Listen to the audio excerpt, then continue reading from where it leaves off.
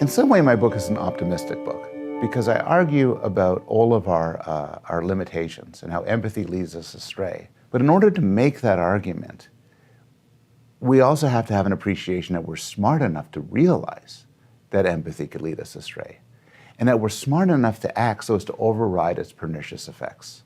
So it's empathy that causes me to favor somebody who looks like me over somebody who doesn't, or somebody from my country or ethnicity over a stranger.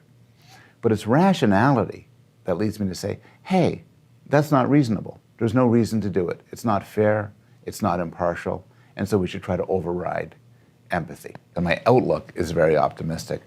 I'm a huge fan of reason and rationality, that we can work together and deliberate and talk and argue, and through this come with some great accomplishments.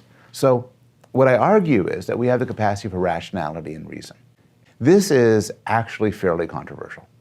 In my field, my fellow psychologists, philosophers, neuroscientists often argue that we're prisoners of the emotions, that we're fundamentally and profoundly irrational, and that reason plays very little role in our everyday lives, which is to say, well, determinism of a sort is true. What we do, how we act, how we think, is the product of events that have started a very long time ago, plus physical law. We are physical creatures. We can't escape from causality, so we'll just continue doing what we're doing. One of the main goals of my work is to argue against that. I think that notions of moral responsibility can be reconciled with determinism, but I think determinism is correct. But none of that challenges rationality. And as an illustration, you could imagine a computer that's entirely determined, but is also entirely rational.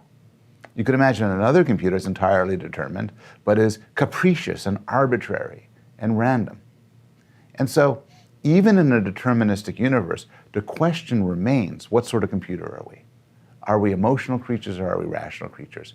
But there is nothing, not the slightest bit of inconsistency between the claim that we live in a determined universe and that we're rational, reasoning creatures. I think it's worked with science. Science is the paradigmatic case where the exercise of reason by these imperfect people has come up with extraordinary discoveries about the origin of the universe, the origin of life, the atomic structure of material objects, amazing things. And I think we could do the same thing with morality.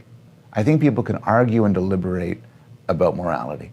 Now, whenever I say this, and whenever I talk about empathy, I always get a cynical response. And the cynical response is, I think, reasonable enough, which is to say, well, that's not how it works in the real world. I was reminded recently that we're supposed to live in a post-fact world right now.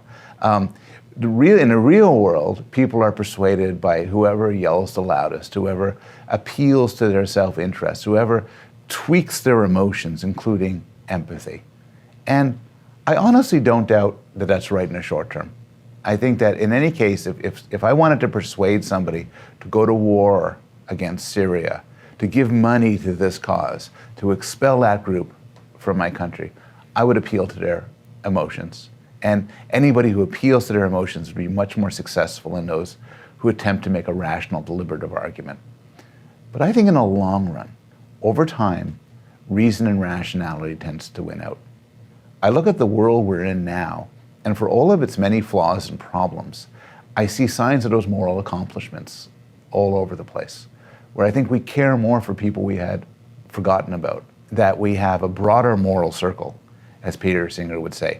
We are less prone to kill each other, as Steve Pinker has demonstrated in his work.